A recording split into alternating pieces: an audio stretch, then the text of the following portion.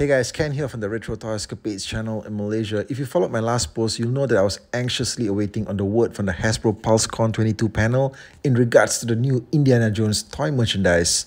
You know, Indiana Jones has had toys in the market all the way since the early 80s and failed in every incarnation and release.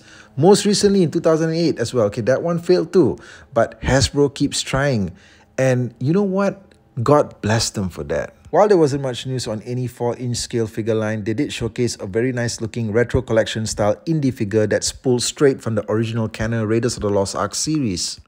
Now this retro style indie probably isn't going to win over any new fans because the vintage sculpting style could be an acquired taste for most modern collectors. But for collectors who are craving a return to the classic style of Kenner figures, especially where the packaging is concerned, then this is like scoring the golden fertility idol from the movie. I think that packaging is a key driving factor for a classic piece like this. But anyway, as far as I'm concerned, I'm already sold on it. Okay, I'm sold on the figure, the packaging, everything about it. Just tell me where to click buy. They also announced this one premium display item, the electronic staff of Ra. I saw the picture of the box for this and for a minute there I was like, yes! A Well of Souls playset. But it was not meant to be. Only the headpiece for the staff of Ra is for sale. And yeah, they don't even have the staff that goes along with it. It's just the headpiece, but it lights up. And it's a great conversational piece. I mean, you leave something like this in the living room and people will be like, is that from Egypt? And you'd be like, yes, yes it is. Anyway, this thing is nice, but probably not what I need personally right now, okay? The centerpiece of the presentation, however, was this pretty amazing looking range of 6-inch scale Adventure Series action figures. Now, I have to say that I have a lot of indie figures from the 2008 series, all of the 4-inch and 12-inch figures that were produced, but I don't have a 6-inch scale one, so this should fit the bill nicely. Indie as seen here comes with very iconic Raiders of the Lost Ark accessories such as the idol, the whip, the pistol, extra hands probably too, and you know what? I wonder if the hat comes off. In the video that I did yesterday, I was talking about really wanting the 4-inch scale Todd figure that was released as part of the lost Indiana Jones wave from years ago. Well, they are giving us a 6-incher instead, and you know what? It looks sweet. Todd is no doubt the standout villain of the set, and he's got an excellent range of accessories such as a removable coat, revolver, swappable hands, and let's not forget the swappable, screaming, melting face. Okay then, you guys have my money. Among the figures in the wave is ceremonial Belloc. I think just about every Indiana Jones toy line has featured this particular version of the character, so you know what to expect. The ropes, the staff, the headdress.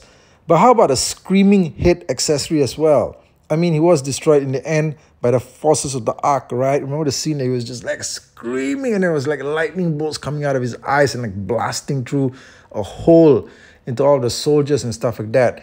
Yeah, remember that? You know, maybe they could have included an accessory of that one too. But, you know, anyway, this figure doesn't really do much for me. But as a diorama piece for Indiana Jones, I think it's fairly essential. Karen Ellen as Marion Ravenwood was just fantastic in the Raiders movie. I mean, she's one of my favorite actresses from that time. And you know what? They should have just left her in Raiders. When they brought her back for the Crystal Skull, I thought she was terrible in that one. Okay, I mean, they had to tie up that storyline, no doubt. Okay, and by the way, she also gonna be in the new one because Indy and her got married, right? But anyway, I kind of wish that they had just left her in that Raiders storyline. And the thing about this figure is just that, well, it looks like a pretty decent interpretation of the character, no doubt.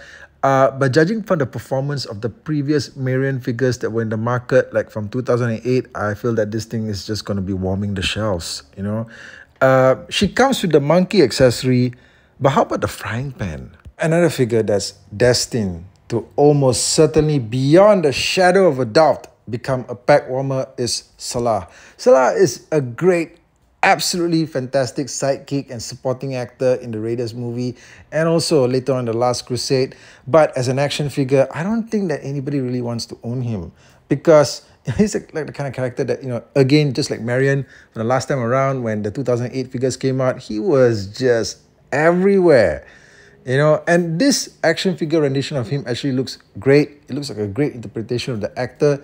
right? I just feel that, if these two figures didn't come with like a portion of the artifact that you need to build, then there's just no way anybody would really want to pick them up, except for the really hardcore faithful. Even they may be reconsidering their purchase. But I don't think that it's the fault of the character. It's just an Indiana Jones thing, all right? When it comes to this Indiana Jones merchandise, it seems that none of the supporting characters stand a chance unless they're like really visually striking. If they're like Molaram, then yeah. If they're just like a normal human-looking character with civilian clothing and just like really basic accessories, nobody wants to buy them as action figures. We saw this as well many times before. And I just feel that with these characters like Marion and Salah, if they didn't come with parts of the artifact, then nobody would be picking them up. Speaking of the artifact, if you were to get all 5 figures, you can build together this Ark of the Covenant accessory set. And this thing looks great, right? It looks to have like gold finishing. And this is one that's in 6-inch scale. I do have the one that came previously that was for the 4-inch scale in 2008, but now we have a bigger one. And the lid opens too. All right, so, all those spare accessories like the extra hands and stuff like that, you can just, toss them in there for storage.